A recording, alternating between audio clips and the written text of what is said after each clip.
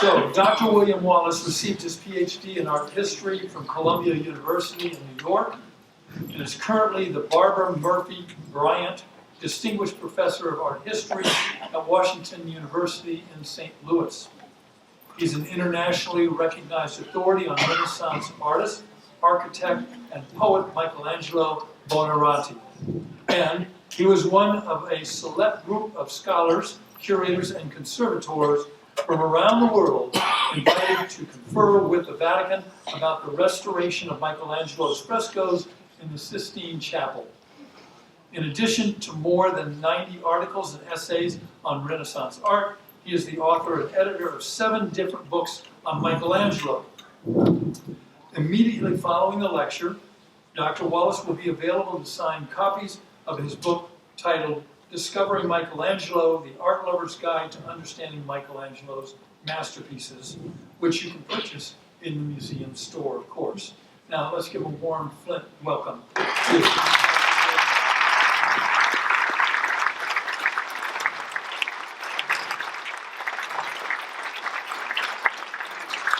Thank you.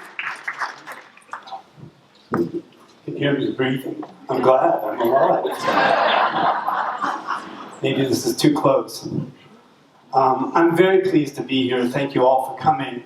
I've had a wonderful visit. This is my first time ever to Flint. So I've had a wonderful visit to your really marvelous museum.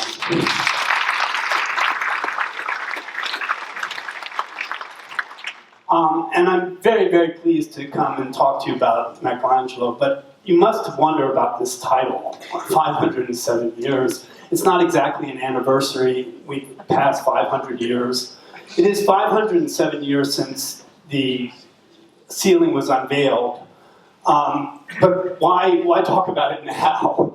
But I think it's a tribute to this work of art that this many people have shown up. I imagine many of you have been there. It's a familiar work of art, maybe too familiar. But like Beethoven's Fifth Symphony or Shakespeare's Hamlet, these are perennial things that we want to know. What is it about these things that make us come back to them and back to them over and over again? And what can we learn more? What can we learn new about it? One anniversary that we are facing now is the 25th anniversary since the ceiling was conserved. In 1994, they finished the conservation. And the Vatican was very, very proud of the original conservation that took place, and I was very much involved in that. And they sort of had a big celebration in 1994, which they repeated on the 20th anniversary. So in a sense, we have an anniversary. This is the 25th anniversary of the conservation.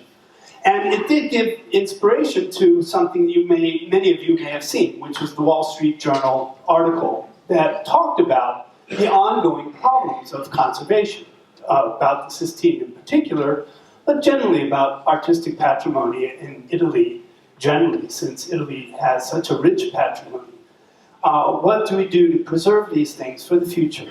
507 years. Many things in America haven't even lived that long. To imagine a great work of art still living another 507 years is a task of conservation, which is a formidable one. And that's what that Wall Street Journal article is about. And so I'd like to talk to you tonight about something about my feelings about the Sistine, and maybe give you a way of looking at it in maybe a fresh way, either because you want to go again, or you are about to go again, or maybe you'll want to go again even more after tonight, I hope. But let's think about the ceiling as, maybe it's one of those works of art that's almost too familiar. Familiarity sometimes breeds contempt. Oh, I've done that. I've already been there. I don't need to go again. I've seen that. And the familiarity comes from, the very great popularity of Irving Stone's Agony and the Ecstasy, which was published in 1961. And if my books stay in print, and are translated into more than 50 languages, I'll be very happy too. And then, of course, it turned into a really dreadfully but wonderful movie, The Agony and the Ecstasy, with Charlton Heston and Rex Harrison. And Charlton Heston is not only Michelangelo, he's Ben-Hur, he's also Moses, he's everything. So this is a high mountain to climb, familiarity. But it also sells us golf clubs, the internet, automobiles, best business practices, but my favorite is Burger King.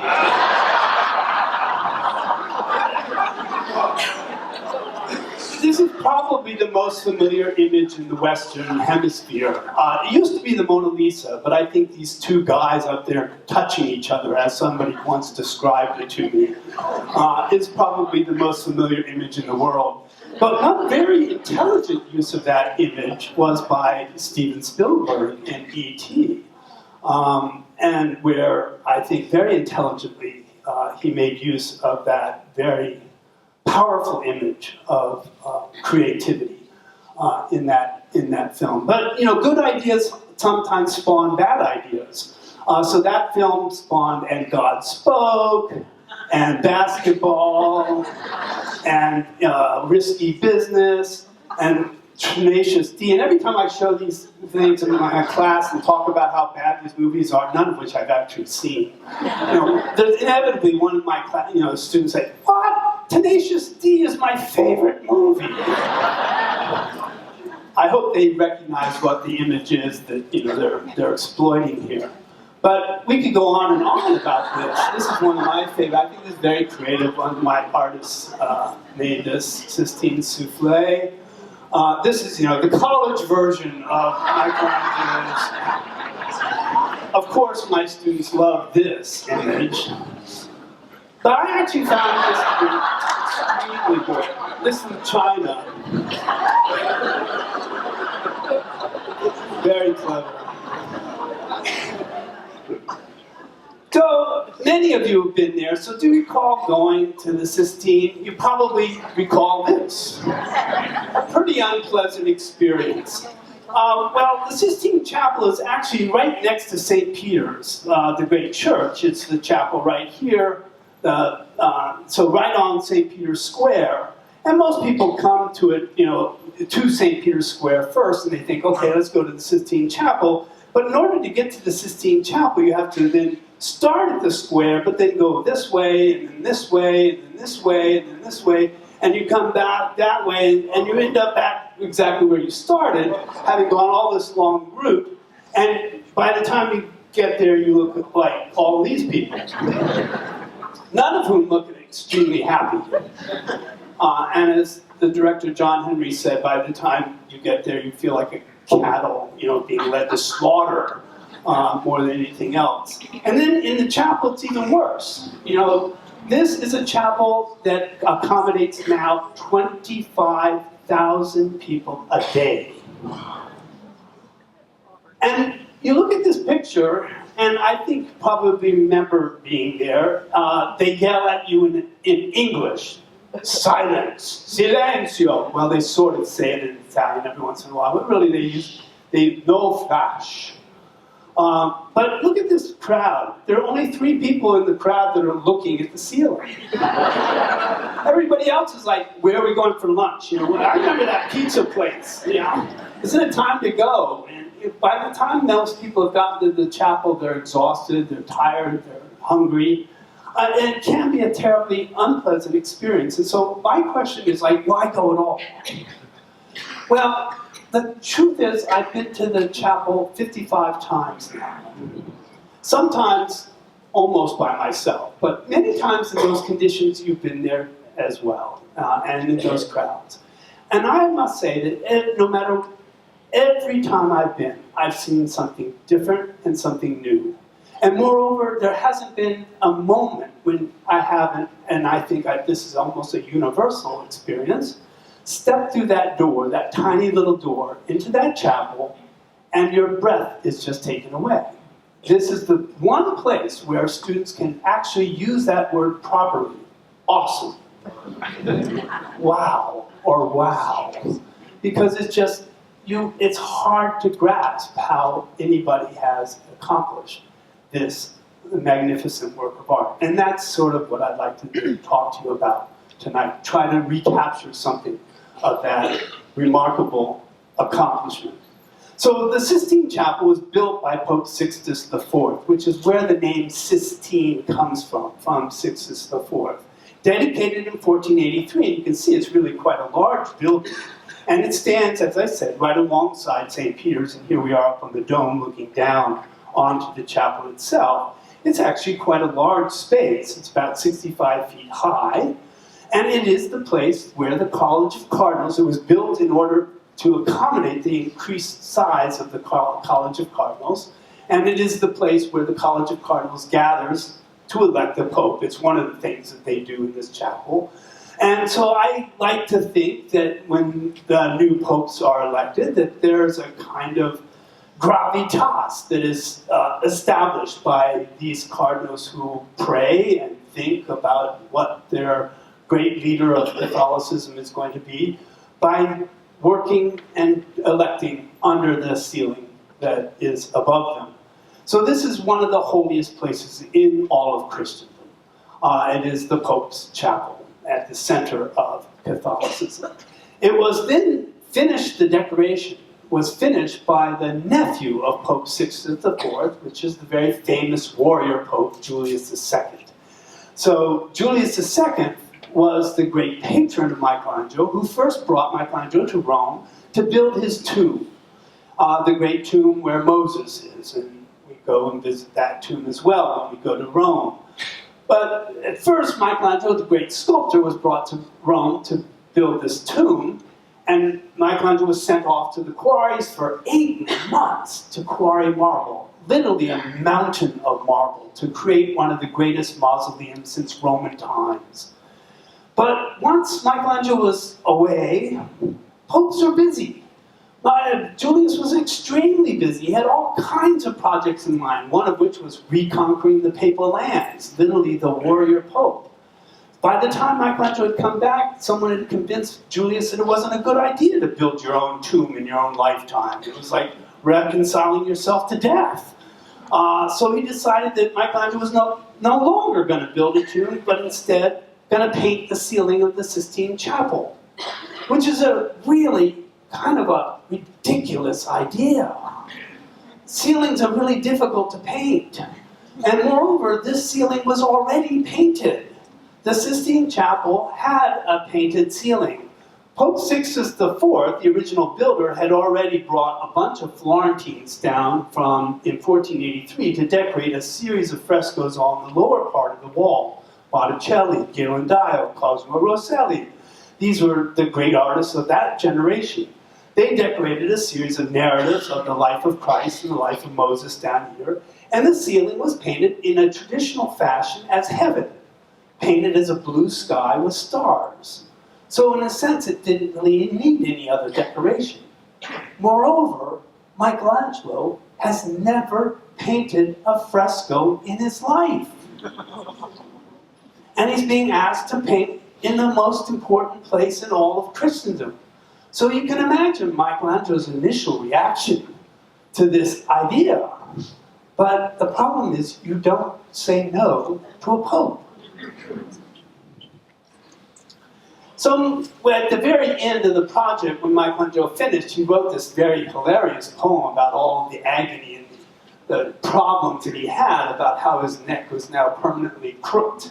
And he had to read his letters over top of his head, and his face had become like the bottom of a paint can with all these drippings and things on it. And then he draws himself in a caricature, painting what looks sort of like Casper the Ghost on the ceiling. And he writes at the bottom of this poem, I am not in a good place, nor a painter. And this is at the end of painting the Sistine ceiling? Well, maybe he's not in a good place, but he's a pretty damn good painter.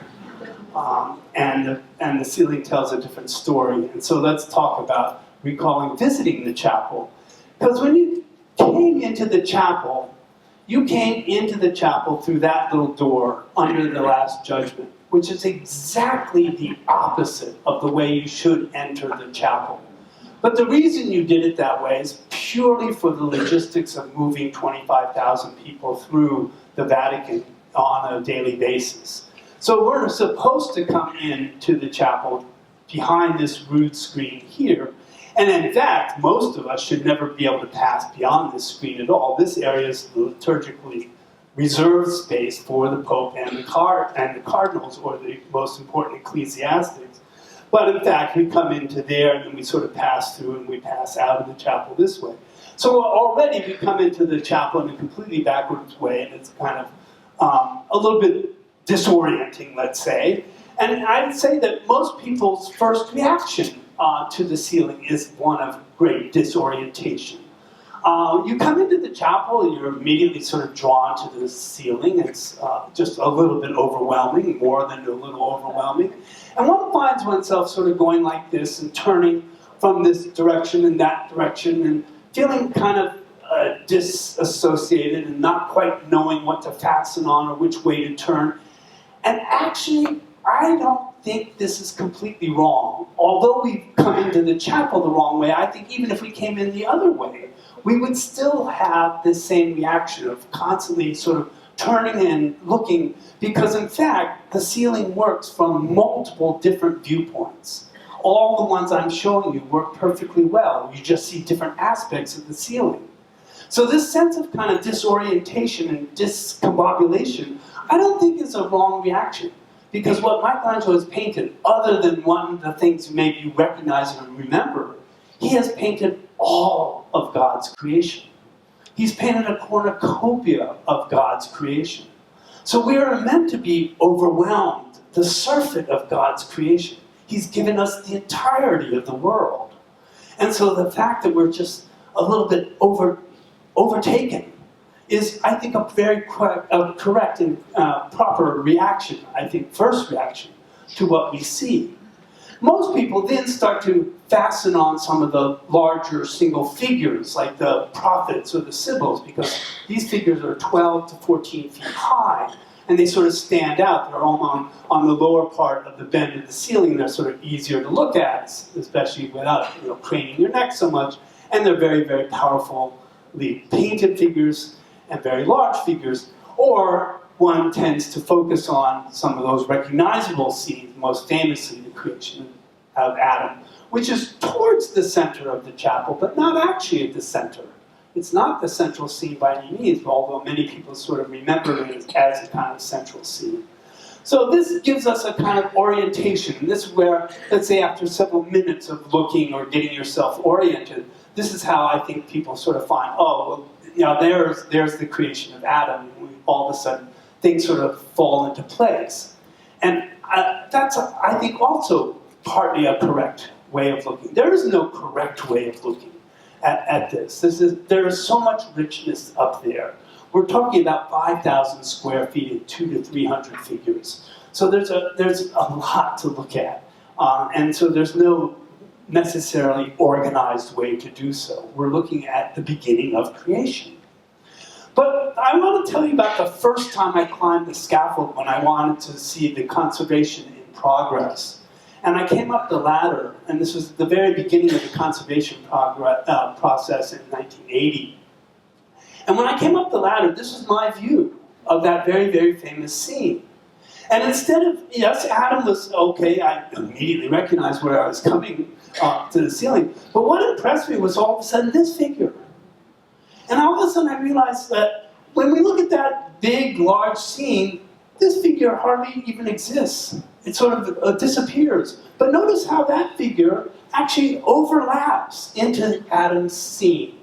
Overlaps and practically almost touches him.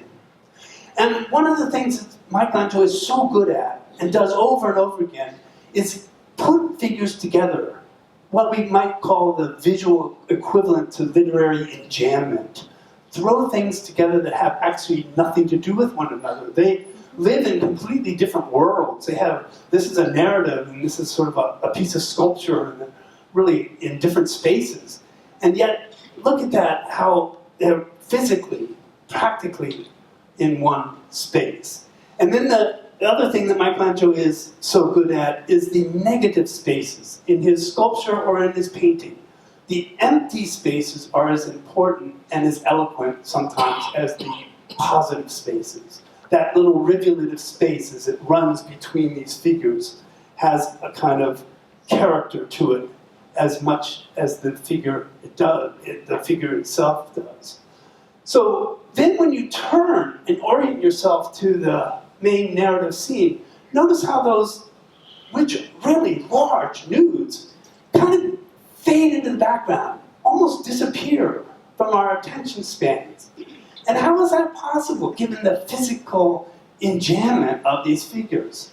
But he does this everywhere on the ceiling, over and over again. This is how he compacts so much into that one space, even though it is a very large space. So take, for example, what is the scene, which is actually at the center of the ceiling, which is the creation of Eve. Did you ever notice that, for example, God the Father, his shoulder is being brushed by some elbow up there, and he's standing on somebody's head, almost. But no, of course we don't see them. It's only when we sort of step back and look at it in a larger sense that all of a sudden we realize that these narrative scenes are literally enframed and overlapped, compacted, crowded, but not bothersome. The clarity is perfectly clear, is never unclear. Take another example. So you turn, for example, this is how the ceiling works in multiple different directions, because we oftentimes will orient ourselves to the narratives, the recognizable narratives of the creation of Eve. But the ceiling works perfectly well this direction. And all of a sudden the narrative isn't of interest, but these figures are. Or you could turn it the other way, and it disappears altogether. I don't think I did that. Has something happened to my... Should I just advance? Okay, yes, there we go. We just reversed it. And so these two figures are perfectly interesting. Take one other example. Oftentimes you'll actually encounter one of the famous scenes you might recognize, the expulsion from the garden, from this direction first, before you orient yourself to it. And you'll see that, well, our big the nude figures here are perfectly interesting. And then when you reorient yourself, they kind of fade into a background, and these come to the fore. Over and over and over again this happens. So, what I've just described is a kind of disorienting and kind of disjunctive viewing experience. Doesn't seem to be any kind of order to it. And so the question arises, is there no order to the ceiling? Is he just dumping stuff on us? Is there any way to move through this in some more systematic manner? I'm not sure there's a way to look in a systematic manner, but certainly Michelangelo has created a very systematic ceiling. So, no, there is absolute order to the Sistine, and let's take a look at it. Down the center spine of the ceiling are the stories from Genesis.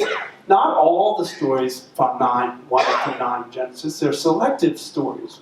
So Michelangelo is only choosing certain ones. They are the spine, and they are the recognizable narrative stories that we know best. They are flanked by these 20 nude youths, or what are called ignudi. And nobody has ever yet come up with a very good explanation of precisely what they're there for, except as decorative ornamental features that give lively character to the whole and set off those narratives. And then we have our alternating prophets from the Old Testament with female sibyls from pagan times. And the sibyls were believed to be pagan figures that had also foretold the coming of Christ. So this is one way of incorporating the wisdom of pagan antiquity into the Christian theology. So these are the large prophets and sibyls that oftentimes attract our attention. And then we have the ancestors of Christ, a kind of genealogy. So we're moving down the ceiling, and if you think further down the ceiling, you're going to get the actual life of Christ and the life of Moses. So we, in fact, have a kind of historical narrative or genealogy coming down from the ceiling all the way to the floor. And so this tells the sort of genealogy, Old Testament genealogy of Christ. But if you go back to those narratives, those very famous narratives that usually get reproduced and the ones that were most recognized and sort of give us the anchor for what we want to look at in the ceiling, it's only 30% of what Michelangelo has done up on the ceiling. And if we take away all the decorative stuff around it, it's actually only 13% of the ceiling. And yet we give so much more attention to those than just 13%. Maybe rightly so, but just realize how much more 77% we're not looking at, or not giving as much attention to. And then it's very curious because unlike a novel or a story that starts strong and has a strong middle and has a concluding, powerful conclusion, Michelangelo gives us an unaccented beginning, an unaccented middle, and an unaccented end. It's completely subverting what is normal narrative structure. So we begin to realize that he's actually not narrating the Bible. He's not illustrating Genesis. He's doing something visually very different, something visually syncopated, you might say. Something that looks something like this in musical form or something that would sound very syncopated in music. And then really, we view, if we came into the chapel correctly, this would be our order of viewing going towards the altar, but the narrative actually runs this way. So we're reversing the narrative as we walk down the chapel towards the altar. So he's doing lots of different weird, strange things. Even the first 3 scenes of Noah are not in the proper order. And many people have noticed this, and many people have come up with very complicated theological or iconographical reasons for doing so. And whatever they are, Michelangelo has purposely chosen not to give the narrative order. He's chosen some other kind of order. He's given visual emphasis to certain stories rather than narrative emphasis. For example, the creation of the sun, moon, and planets. First of all, why do you have God twice? And how do you imagine God in a lilac nightgown? Sort of, is he seated with his knees actually in front of his torso, flying through the air, and then suddenly disappearing and going away, showing us his bare feet? And then we see this child. What are these figures? What are these figures? And he's almost about to touch the bare foot of God, and it makes us think of other, famous touches on the ceiling. But no, not with the same meaning, but it sort of visually has an analog, doesn't it? Well, take this. All of these passages from the Bible would relate to that particular scene. But I ask you, when you look at that scene on the ceiling, do all these passages come to your mind? Or another way of asking it is, read these passages, and would you ever come up with that scene, the way Michelangelo has presented it? So we say that a picture is worth 1,000 words. I'm giving you 190 only. And Michelangelo is giving you the image of God that many people in the Western Hemisphere carry around with them, which is an astonishing thing. He's given us a way to visualize the Lord, whether we're Christian or Catholic or whatever. Moreover, he's allowed us to see God in a really powerful way, as if he's here, there, and everywhere. A way of showing us a Deus ex machina God, who's not just one being, but everywhere, simultaneously. Well, this is the scene that inspired people to start wondering, if Michelangelo wasn't being sort of heterodox, something heretical here. Especially when he's showing God's backside, his buttocks. So I had to go on Mark Bashir's 2020 because a book was written which I hope you do not buy in the bookstore, called The Secrets of the Sistine. But secrets always sell more books than any other kind of book. But I promise you, it's a very dreadful book. In Secrets of the Sistine, they assumed that Michelangelo was so mad at the Pope for making him paint the ceiling that he decided he was going to moon the Pope, because the Pope sits under the seal of the sea in the Sistine. You do not moon the Pope in the Sistine Chapel. Michelangelo is a very deeply Catholic religious figure. No, let's think about this in a slightly more serious way.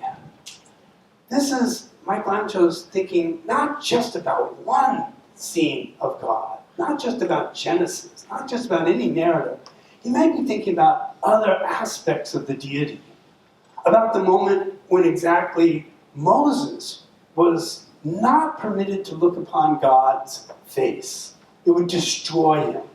So in Exodus, God tells Moses to turn his face away. You can look upon my backside, but not upon my face. And here in the Sistine, Michelangelo, in a sense, allows us to think ahead, if we really know our Bible, that we're like more privileged spectators than Moses was. Not only do we get to see God's backside, but we get to see God's face. We're more privileged spectators than Moses himself.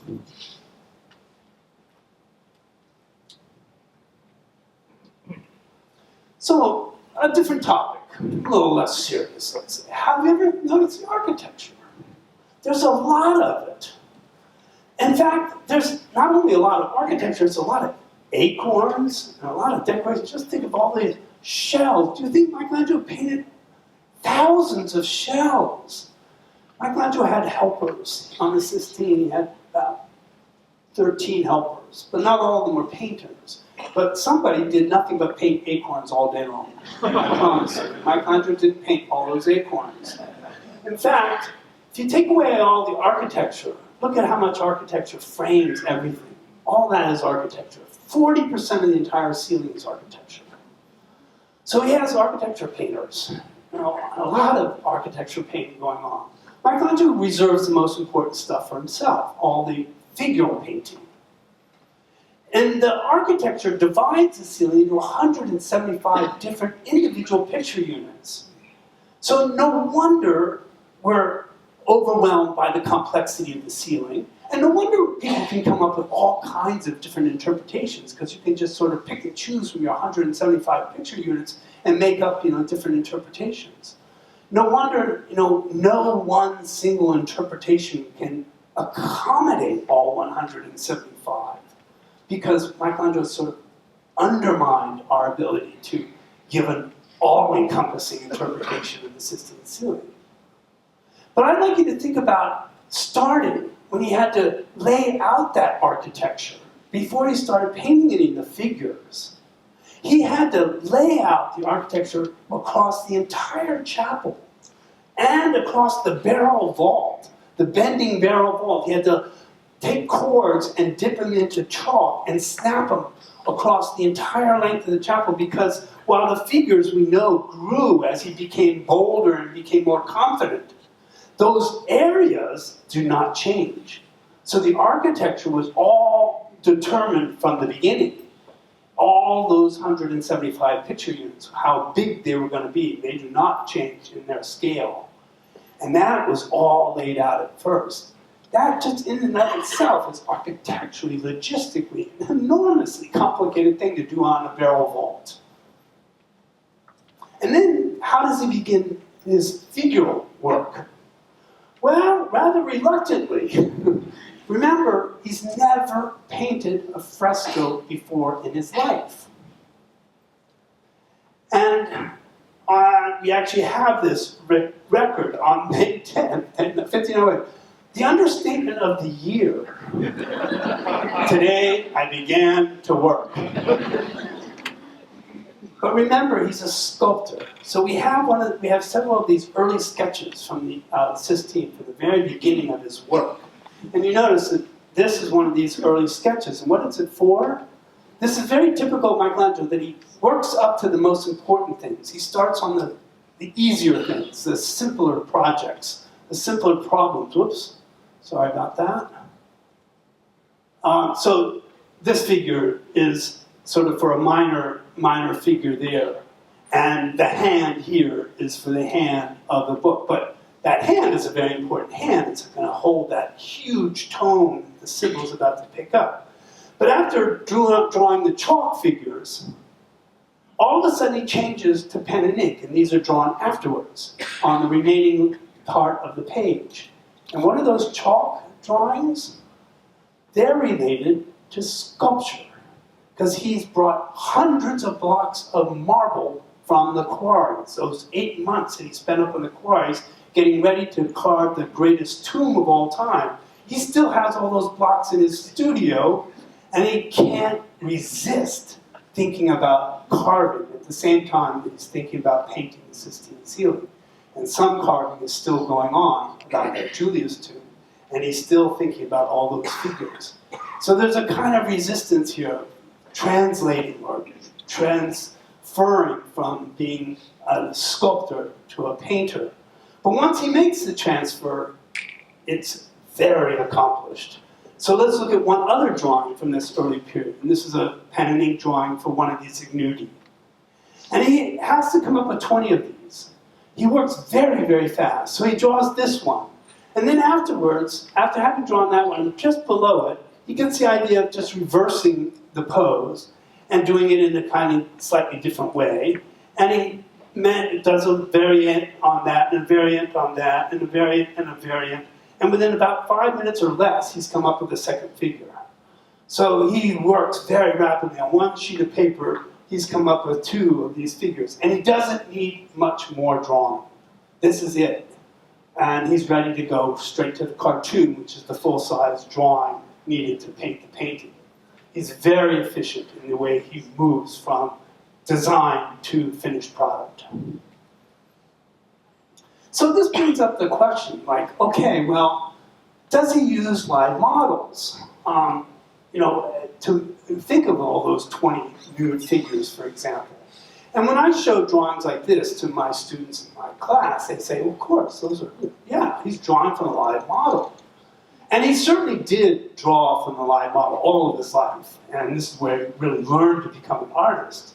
And you look at drawings like this and you think, oh, well, of course, this is from a live model. But let's test this hypothesis a little bit.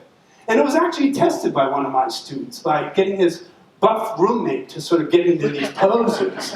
And this guy's a weightlifter and everything else. He has pretty good musculature, but really, you begin to notice that nobody actually has the kind of articulated muscles like this, unless they're Arnold Schwarzenegger on steroids or something. But no, this guy. And moreover, it's like, come on, hold up that book. Get that book up there. Get it. And it's hard to hold your arms up there for 15 minutes or so.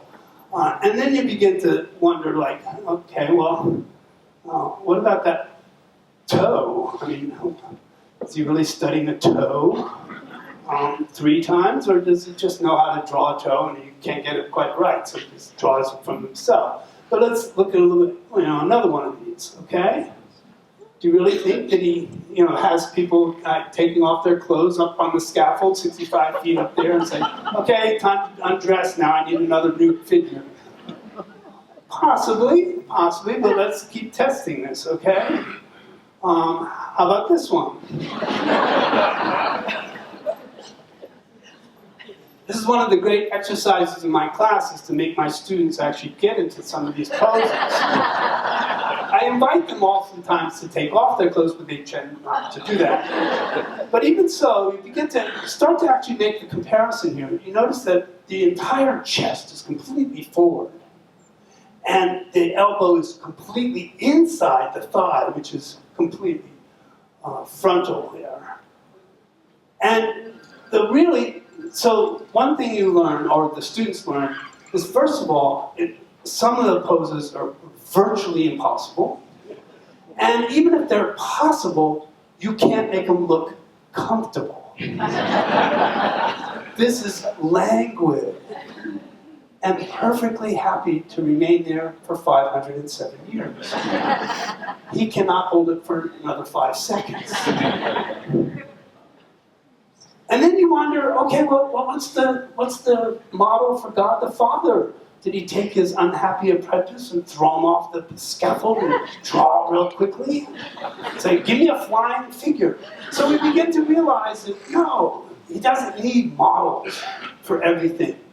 Especially when you start thinking about things like this.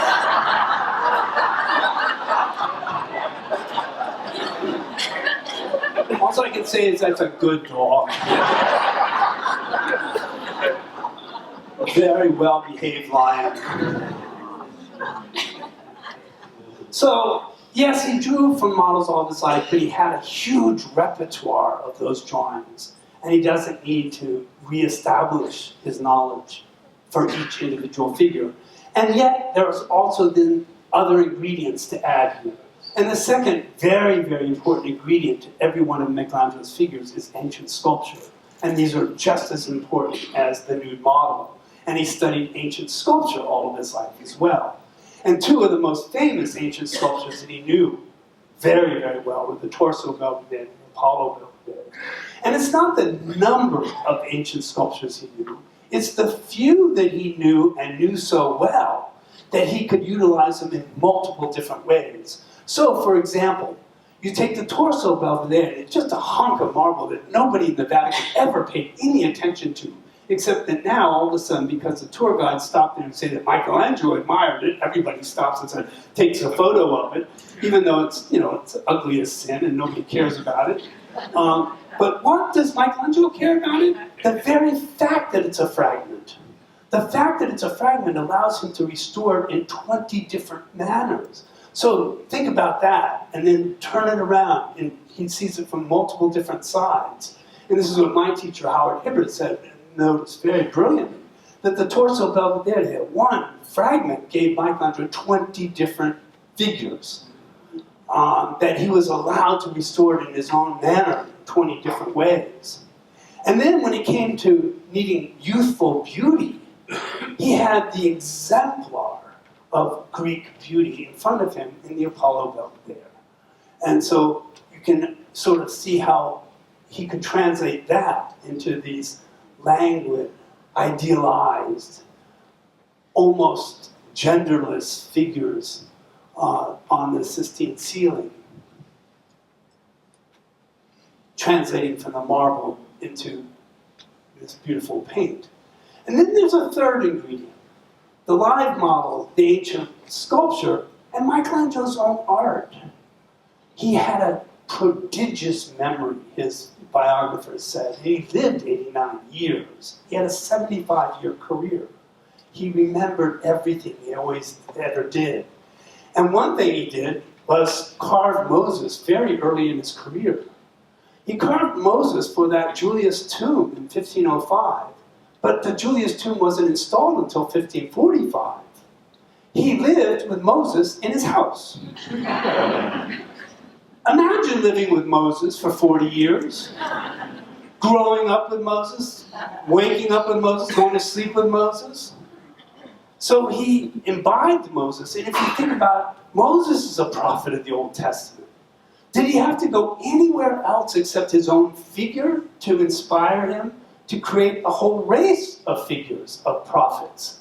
Not only the male prophets, I would say even the female prophets, who really are less female than they are kind of combined gender, larger than life, much larger and sort of scarily real in their powerful presence.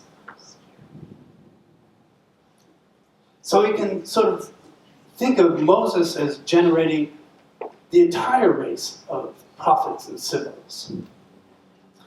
And then, actually, what was the most admired part of the ceiling for hundreds of years until modern times was not the narratives that we so admire today, the creation of Adam or the creation of Eve or the temptation, but these very figures, the prophets and the sibyls.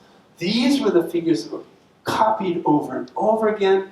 These are the ones that show up in engravings, and they were disseminated all over the world, and it really made Michelangelo world famous. this was how the Sistine was well known throughout Europe. So let's look at a couple of them, just a couple of them. The Cumaean Sibyl, for example. The Cumaean Sibyl is the only Sibyl on the Sistine actually from Italy. All the other ones are from North Africa or from the Far East. But Cuma is just south of Naples. And you can imagine that maybe Michelangelo went there at some point or something. It still exists. The cave of the Sibyl still exists, and it's a very mysterious place. And you can still believe the Sibyl still inhabits it when you go into her chambers here. The Cumaean Sibyl was the Sibyl that was much beloved of Apollo, the god of light and god of arts. And he gave her a wish. And she was a beautiful young woman. Not that she looked it the way Michelangelo painted her, but she was a beautiful young woman. The god Apollo fell in love with her. Her wish was to live for as many years as the grains of sand that she held in her hand. And so she lives for thousands and thousands of years, but she forgot to ask to remain beautiful for all those years. So she's thousands of years old in a gigantic old crone. And that's how Michelangelo has described her. I doubt that Michelangelo actually went to Cuma. He probably knew the Cumaean Sibyl probably from Virgil, who describes it in the Aeneid. Describes her as horrenda. She's horrendous. She's grown horrendous with age, as Virgil describes her. But what's really remarkable, what's really the brilliance of the artist, is that how do you translate horrendous into visual form? How do you make horrendous terrifyingly real, looking like she's there for 1,000 years? And that's the magic of the visual artist. So let's look at one other, the Arabian Sibyl. And there she is reading her book, or about to turn the pages of the book. And look closely at that book. You sort of can feel like you can read the writing, but not quite. You can see a cue. And actually you can see that cue from the floor. Michelangelo's teasing us with being able to read the book. Now none of the rest of the writing can you read. But of course now the Sibyls have secret knowledge. We're not allowed to consult those books. We go to the Sibyl and we ask questions, and then she consults the books. We're never allowed to look at the books. They're dangerous. They're full of secret knowledge. But Michelangelo, in a sense, by opening the book, it's teasing us. And he gives us a cue. And what is the cue? A cue. Just a cue. Teasing us as if, okay, you can come read the Sibyl's books. You can get secret knowledge. The cue are all the Latin interrogatives. Who, what, where, why, when, wow. But these are the questions, actually, that you come and ask the Sibyl. Not the ones you're going to ask yourself and find out in the books.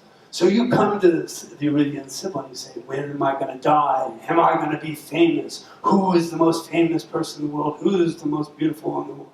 Etc. Those are the questions you ask the Sibyl. So this is the tease that's going on here. And then what happened?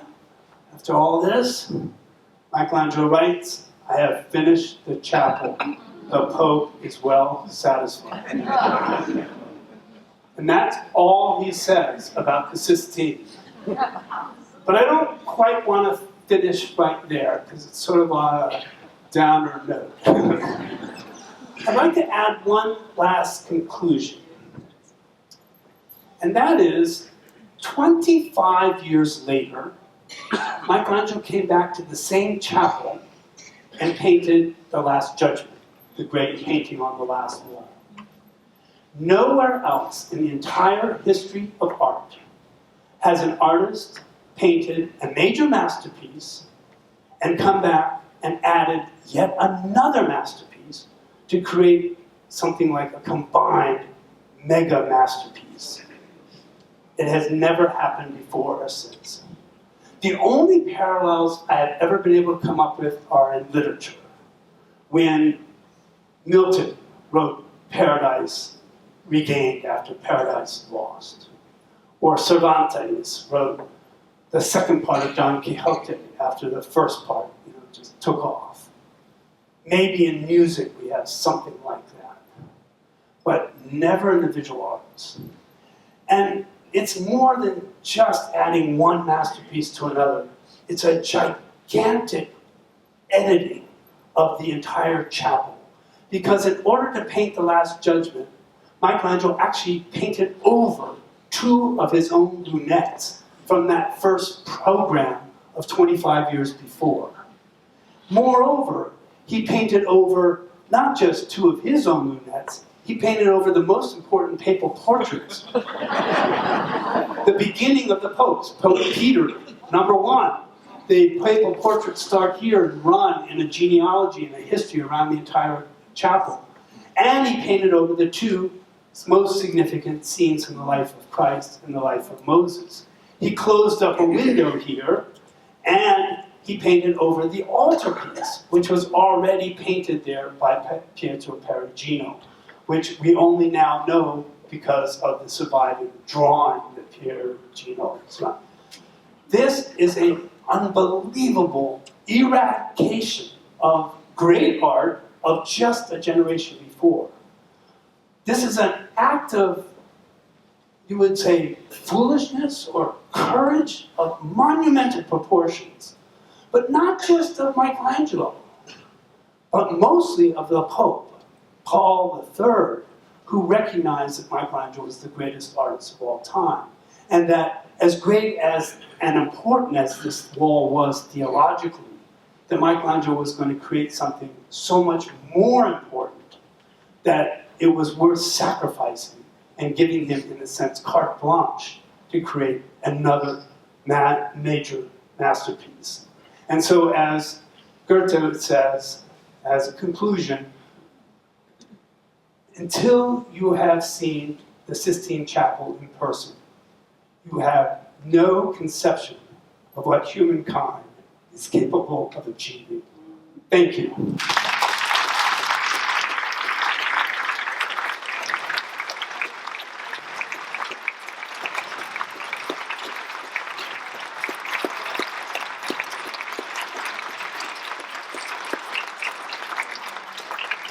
I would ask if I would take questions. I'd be happy to answer questions. Can you describe the difference, say, 1961 Sistine Chapel and the reconstruction, the conservation? When you walk in after this work has been redone, 1995, the difference in the vision.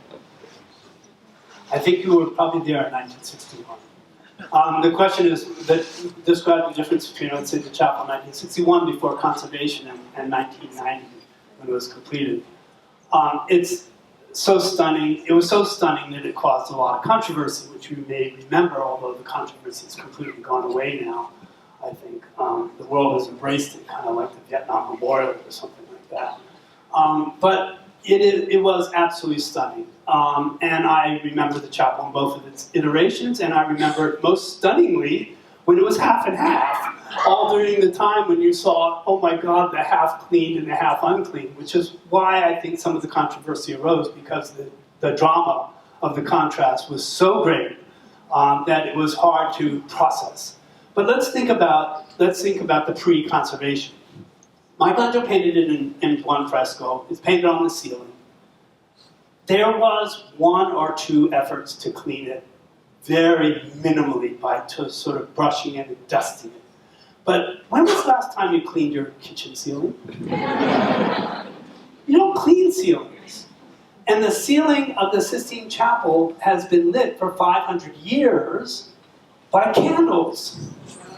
Animal fat candles, not wax candles, but animal fat candles for 400 years at least, and especially during the conclaves of the popes, when they elected the popes, that there's an upper walkway very close to the ceiling.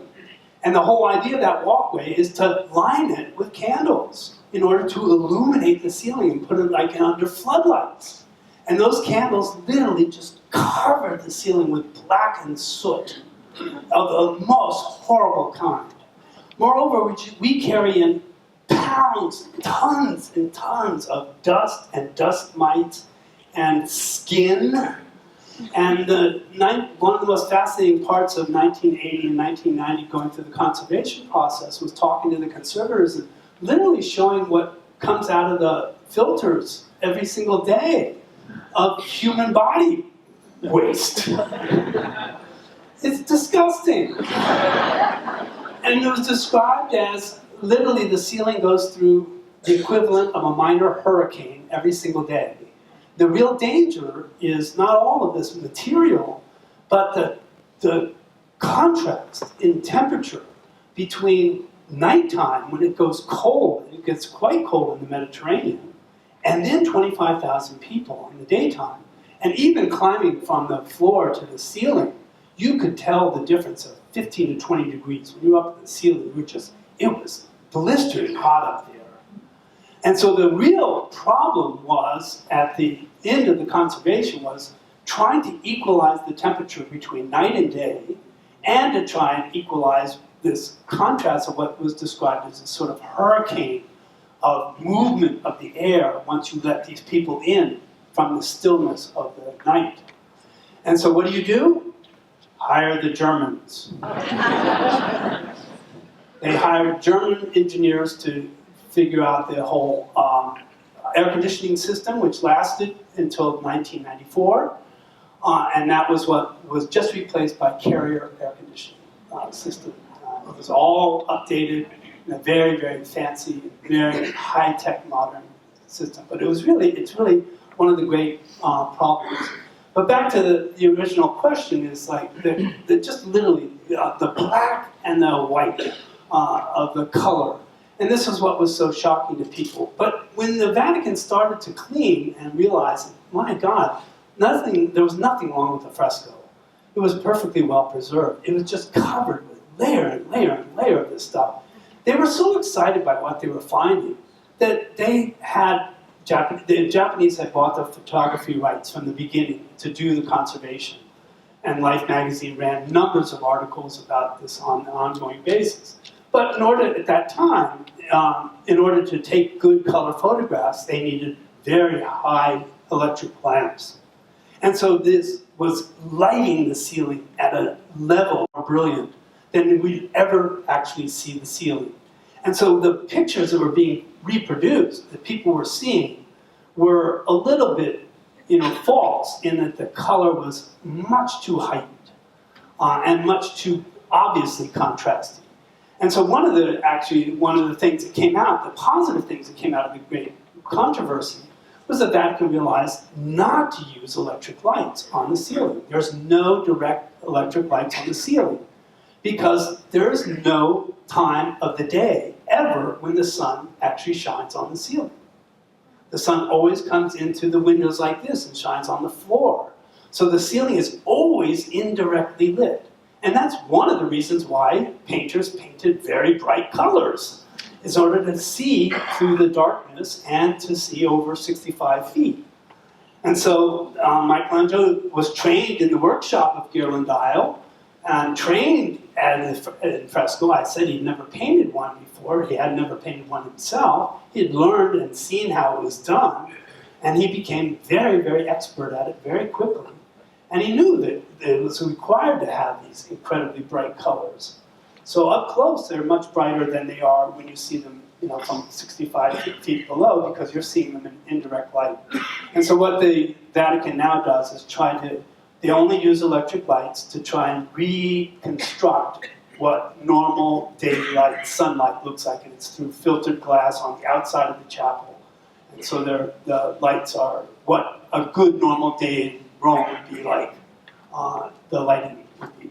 But it's also beautiful. One of the most beautiful moments I remember in 1990 when we all gathered together in the chapel was the Sistine choir sang underneath the clean ceiling. And it was like, oh my God, it's not complete until you have music there. And you realize how magical that was. But when we were all leaving the chapel, the Vatican guards turned off the lights, and that was the first time that any of us had seen it with no lights. And every one of us, there was a group of 50. There was conservators and academics and these technicians from around the world. Every one of us just stopped dead, and we just stayed there for another half hour, watching total darkness come, because the ceiling was beautiful. It was just beautiful in this natural light. So it was a remarkable, wonderful, remarkable experience. And you'll notice in the chapel, in a few places, they have left patches, a very significant patches, to show you what it was before they cleaned it. You have to look for them. But they're on the Last Judgment, and up on the Brazen Serpent, for example, is a big patch of black. So if you see a big patch of black, it's not a hole in the wall. It's a big patch of black. It's what it used to look like. Yes? How long did Michelangelo have from the time he knew he had the gig to prepare until the scaffolding went up? That's a good question. The whole project took 4 years, but you don't paint all the time. And he took a long time preparing, making a lot of drawings and figuring out, first of all, how am I going to do this, and what am I going to do? And there were a lot of decisions about, whether it was going to be just simple designs, or whether it was going to be as complex as it was. And then there was a long period there where he invented the scaffold. This was one of also the brilliant discoveries of the conservation project in 1980-90, was nobody had, until then, had any idea how Michelangelo would actually paint the ceiling. And there were all these ideas about him having a pyramid of scaffold and, scaffold over the whole chapel. But what we know is that the chapel was in continuous use the entire time Michelangelo was painting. So this would not have been possible to have, scaffolding all over the place and the college of cardinals walking around, processing and things. So what Michelangelo did was invent a scaffold bridge, a kind of I-beam across the entire chapel. And what he did was put it on rails. And he put holes in the walls and put short beams coming out of the walls, and then rails, horizontal rails along the entire wall, parallel along the side walls. And so the scaffold literally was like on rails and could be moved, much heavier than the modern one, which replicated Michelangelo's in modern materials and metal, and so it could be moved very easily and gently. But Michelangelo did it on wood and with rope. And so he could move the scaffolding and never interrupt the floor. And so it was really kind of a brilliant engineering undertaking. I always say that, you ask who's the great engineer of the Renaissance, and everybody says, oh, Leonardo. Well, Leonardo thought of a lot of things. He did nothing. Michelangelo just did things. He did it, and he built St. Peter's. He built the fortifications in Florence. He just did stuff. Leonardo just talked about it all. So to finish that question, so you only paint fresco, in certain times of weather. When it gets too wet, you can't do it. So you're limited in periods of the year. So you have about 8 months, and then even then you have only 4 hours a day or so when you can actually do it precisely right. One fresco is a very, very controlled process. And what was really stunning to the conservators was they did not expect that Michelangelo would be painting according to the rules of one fresco, which are really quite controlled and limited. And you really have to follow the process as if you were trained in that process for years and years and years. And it's just stunning that Michelangelo learned that process so quickly. He did run into problems at first, and he ran into mold and had mixed his plaster right. But he learned so fast. So, it's a 4-year total process, but, you have to add up in months. So how many months total? Hard to say, but probably closer to 2 years of actual painting. Thank you. I understand that the principle is painted in wet plaster. Does that mean that the plaster is set up and then they wet it? But it couldn't really paint on wet plaster, it would fall. You paint on damp plaster. That's why it's this 4-hour period. One fresco means good fresco. Fresco literally means fresh. You're putting on wet plaster, and then you have to wait. You have to wait until the plaster gets tacky. Just a perfect amount of dampness. And then you paint, and you have that about 2 to 3 hours when it's perfect. It's just damp enough, and the paint actually combines and becomes calcium carbonate. So it actually becomes part of the plaster, which is why fresco is so durable, why it can survive 507 years, or why we have frescoes from Egypt. Because the air is so dry there, the fresco is able to survive for thousands of years. So it's really, it becomes part of the wall, literally part of the plaster. And so, but then you're limited once, as you suggest, once it dries, you cannot paint, or you're not painting in quite white fresco, and anything you paint on could flake off. But certain paints also have to be painted on dry. Ultramarine, for example, will not join in one fresco. You have to paint ultramarine on after it dries. But Michelangelo knows all those rules, and so he does it correctly. He's really quite astonishing. Yes? Was there any evidence that he actually made some corrections or did Yes. something over? Yes, and that was part of the controversy too, that people wanted to point out that not only did he make corrections, but the Vatican had missed some of the corrections and overlooked his mistakes. Yes, no, there's plenty of evidence of what we call Pentimenti, which are thoughts and outlines that he redoes. And one of the most common is that you take these cartoons. The cartoons are, literally means a big piece of paper. Every one of the main figures is going to be drawn on a big piece of paper, full size, not very detailed, but what you do is put the piece of paper up against the plaster and you transfer it. And he got very lazy at the end. And he just took the knife and sliced the paper so that the figure would transfer into the plaster. And then you would use that as the outlines. So what we have is, up close, you can see many of these score lines of his knife as he had transferred his cartoons into the plaster. You don't see them from the floor, but then he just paints it, okay, well, so what? I slice it over here. I want the contour way out here. So he'll change it all the time. Yeah. No, he's thinking on his feet all the time. Well, thank you very much. You've been a wonderful audience.